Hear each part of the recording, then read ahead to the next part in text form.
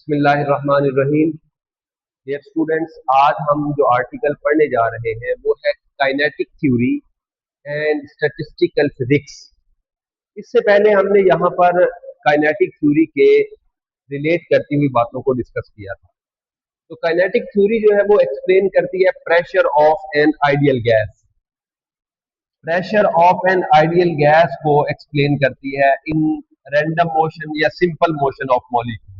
यानी आप यूं समझे कि इंडिविजुअली जो मॉलिक्यूल्स हैं उनको डील करने के लिए हमारे पास काइनेटिक थ्योरी है। लेकिन अगर हमारे पास इंडिविजुअल से आगे हम जाएं, बहुत सारे नंबर ऑफ मॉलिक्यूल्स हो, very large number of molecules, तो फिर हम स्टैटिस्टिकल फिजिक्स का यूज करते हैं। Statistical physics is used when we deal with very large number of molecules. जब बहुत ज्यादा नंबर ऑफ मॉलिक्यूल्स के साथ डील करना हो तो फिर हम स्टैटिस्टिकल फिजिक्स का यूज करते हैं। और ये है क्या? ये फिजिक्स की वो ब्रांच है कि हमारे पास that uses the probability theory. अब प्रोबेबिलिटी थ्योरी क्या होती है? यानी इम्कान की थ्योरी। अब इसी के ऊपर ही ये पूरा जो लेक्चर है वो एग्जिस्ट करेगा कि ये प्रोबेबिलिटी थ्योरी कैसे है स्टैटिस्टिकल फिजिक्स के अंदर।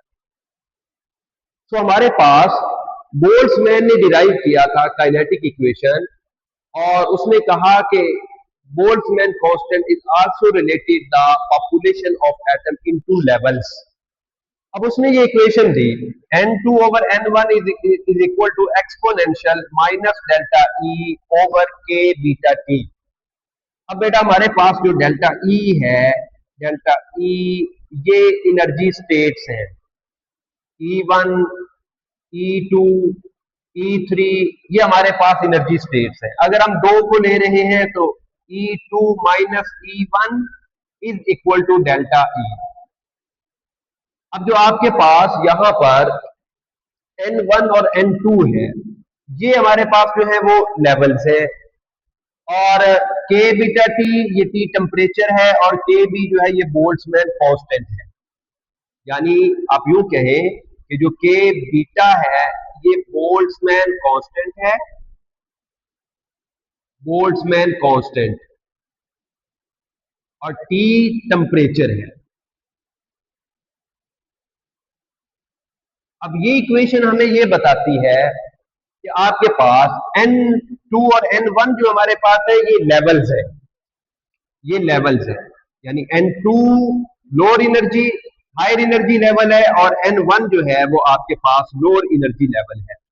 N2 जो है वो higher energy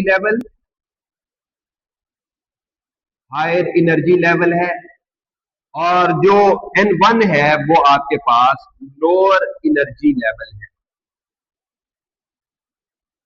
lower energy level.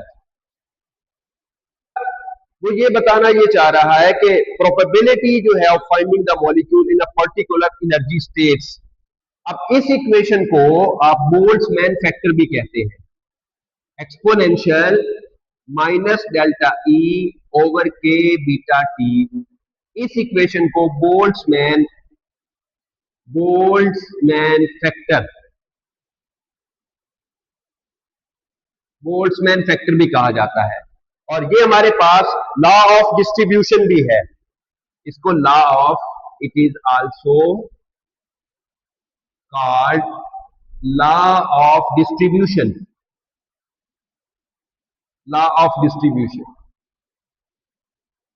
अब ये लेवल ये बताता है कि हमारे पास जो मॉलिक्यूल की डिस्ट्रीब्यूशन है वो किस तरह होगी। तो याद रखिएगा कि जो हमारे पास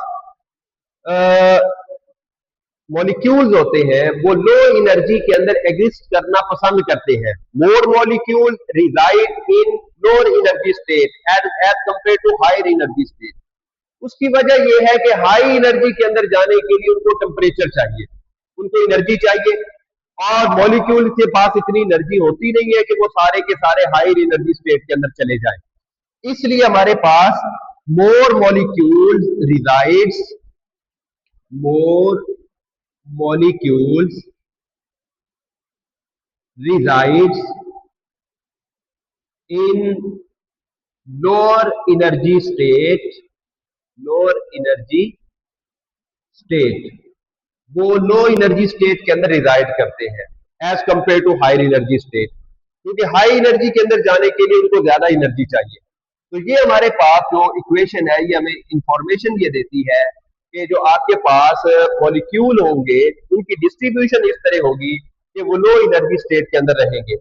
अब अगर हमारे पास एक गैस का मॉलिक्यूल है, अगली में इसके अंदर बात ये कहता है कि अगर हमारे पास एक सिलेंडर है और उसके अंदर गैस के मॉलिक्यूल मौजूद हैं, तो गैस के मॉलिक्यूल आपस में कुलयन कर रहे हैं और उनकी जो कुलयन है वो बहुत ज्यादा हो रही होती है, यानी कि बिलियंस मिलियन और ट्रिलियन की तादाद के अंदर वो आपस में एक ही वक्त के अंदर कोलाइड कर रहे होते हैं।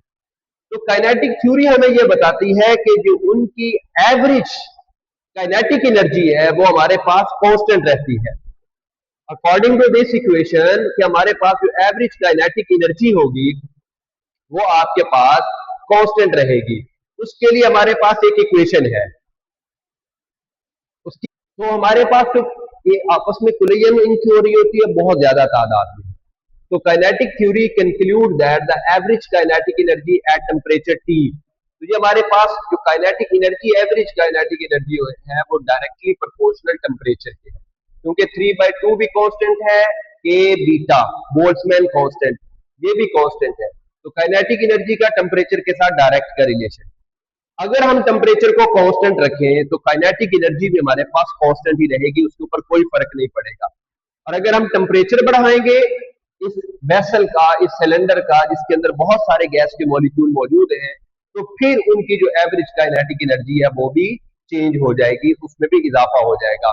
तो हम इसको अगर कंक्लूड करें तो kinetic theory and statistical physics हमें डिस्ट्रीब्यूशन लॉ बताती है कि मॉलिक्यूल जो पाए जाते हैं वो कहाँ पर ज्यादा इजी रिजाइड करना पसंद करते हैं और कहाँ पे वो रहते हैं।